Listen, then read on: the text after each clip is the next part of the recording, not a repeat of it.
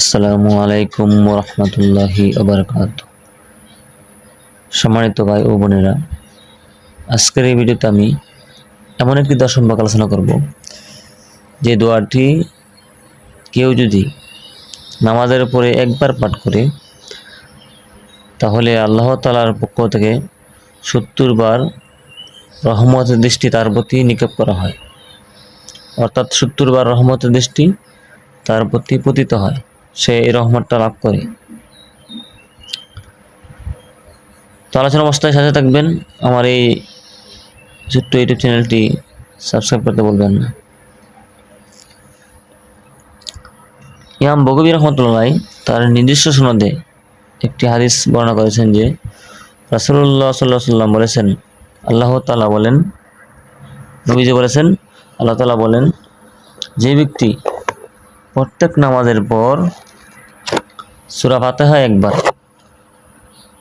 অর্থাৎ আলহামদু সূরা, আয়াতুল কুরসি একবার এবং সূরা আলে ইমরানের শাহিদ আল্লাহ, এটা হলো 18 নম্বর আয়াত, শাহিদ আল্লাহু, আর কুলিল্লাহুম্মা মালিকাল মুলকি, এটা হইল আলে ইমরানের 26 নম্বর আয়াত। এই আয়াত যদি কেউ পাঠ করে তাহলে আল্লাহ তাআলা বলেন, আমি তার ঠিকানা জান্নাতে করে দিব, আমার কাছাকাছি স্থান দেব এবং দৈনিক 70 বার তার প্রতি রহমতের দৃষ্টি দেব, তার 70টি প্রয়োজন মিটিয়ে দেব, 70 কবল থেকে তাকে আশ্রয় দেব এবং 70 বিরুদ্ধে জয়ী করব। মারিফুল কোরআন। আপনারা যদি সন্দেহ জাগে মারিফুল কোরআনে গিয়ে এই ফজিলতটা পাইবেন।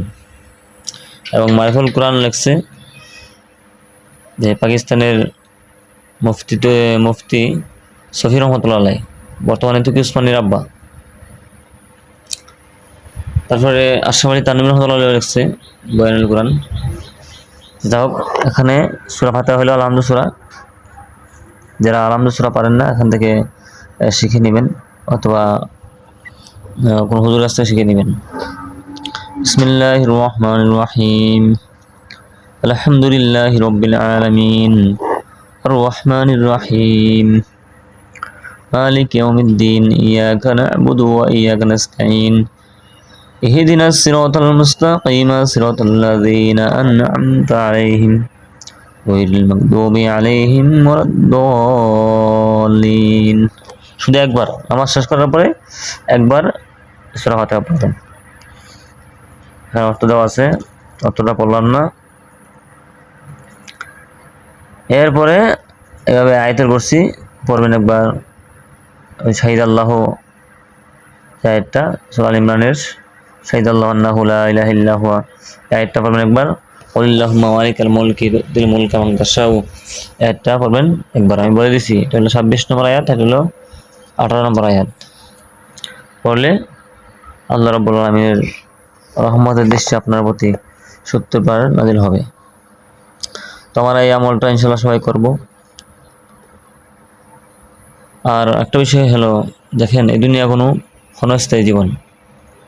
আল্লাহ রাব্বুল আলামিন আমাদেরকে এই দুনিয়াত পাঠাইছে আমল করার জন্য, আল্লাহ রাব্বুল আলামিনের ইবাদত বন্দি করার জন্য, দুনিয়ার অন্য কোনো উদ্দেশ্যে পাঠান নাই।